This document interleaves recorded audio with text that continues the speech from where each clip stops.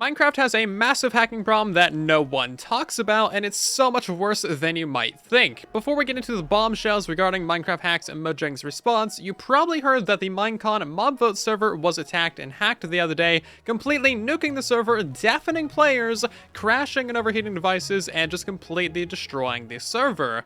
Now you might be wondering how they did this, and the answer really might surprise you. This was accomplished by using a bog standard, easy to use server nuke that's been created by various hacking groups with the sole goal of taking down realms. Their name is literally NRIS, or No Realm is Safe, and I'll talk more about them later. But these are incredibly easy to use and fully customizable server nukes that summon literal command blocks to run commands.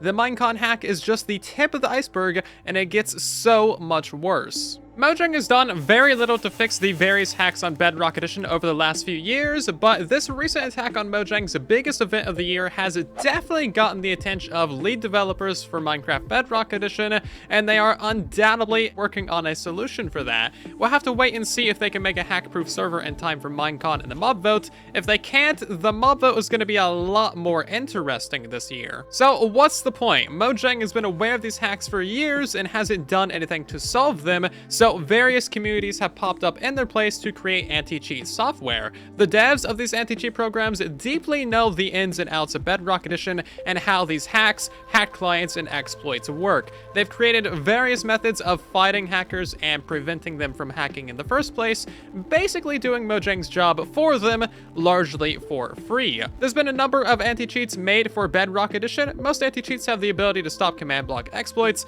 among many other exploits and hacks. However, most of them at this point are outdated, no longer in development, can cause lag, or are easily bypassed by newer hacks. Unfortunately, there just isn't a good anti-cheat available on Bedrock Edition at this moment. I'll update you in the pinned comment below if one becomes available. So that's the backstory. These anti-cheat communities have tried working with Mojang in multiple different ways, making very detailed bug reports telling Mojang exactly how these hacks and hack clients work, and even talking with Bedrock devs directly, providing crucial feedback and info on how these hacks function. But still, nothing has changed, and there hasn't been any major fixes to stop hacking on Bedrock Edition. There's been a lot of recent advances using the game test framework, and a lot more things have become possible in the anti-cheat space. So if volunteer community members can put up a good fight using add-ons, functions, and command blocks, there's absolutely no reason Mojang can't stop out these hacks at the source. There is a but. My sources tell me that in general, the Realms and Bedrock dedicated server software is critically flawed in many ways,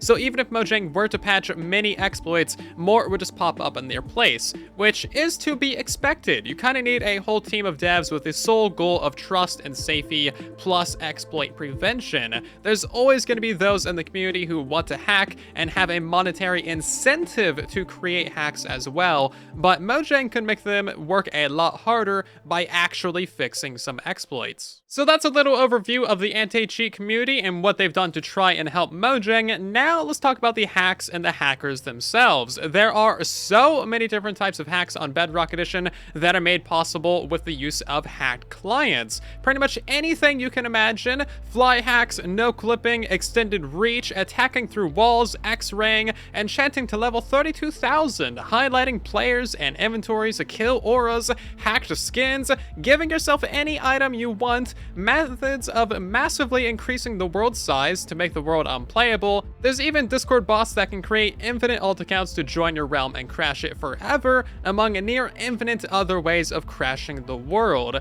But it gets worse. There's an exploit called CBE, or command block exploit, which allows you to literally summon command blocks or NPCs that run any command you want. This is what was used to nuke the Minecon server, and there is a troubling amount of ways to hack on Bedrock Edition, with very few ways of stopping them. Bedrock Edition is basically cracked wide open, and you can do whatever you want. But wait, there's more! The main inventory exploit that allows hacked clients to use /give, /enchant, and other command block exploits was directly reported to Mojang years ago, but they haven't fixed it because of the marketplace developers and maps that rely on it. So Mojang has chosen marketplace maps over fixing the most egregious of hacks. If Mojang really wanted to fix this stuff, there's a literal source code for major hacking programs on GitHub, and it's not that hard to get your hands on hack clients or a nuke either. You can easily see how this stuff works and reverse engineer a fix for it, especially if you are a multi-billion-dollar company running the largest game in history. The worst part is, hackers aren't just making hacks that destroy worlds and targeting Minecon, they're also creating hack clients and selling them, actively profiting off of hacks and fostering a very, very toxic community where almost anything goes. Hackers have been known to target anti-cheat communities too, raiding servers, and even getting the accounts of certain anti-cheat developers suspended by using explicit hacks on their realms and reporting them. Now you might be wondering why the Minecon server nuke says nuked by USSR. It's not the Soviet Russia. It's actually just a guy. USSR is the guy who nuked the Mobvote server and the creator of that server nuke too. USSR is a prominent server owner in the hack community and used to be part of NRIS. USSR has made all kinds of hacks, including world crashers, nukes, and hacks that are specifically designed to destroy anti-cheat software and disable them entirely. USSR also made their own anti-cheat, but that's kind of like getting an antidote from the guy who just poisoned you, and I would not trust that at all. USSR has also created hacks that spam servers with extremely explicit material, sometimes even illegal, the worst of the worst stuff. Some of this content has resulted in them actually being banned from NRIS and other prominent hacker communities.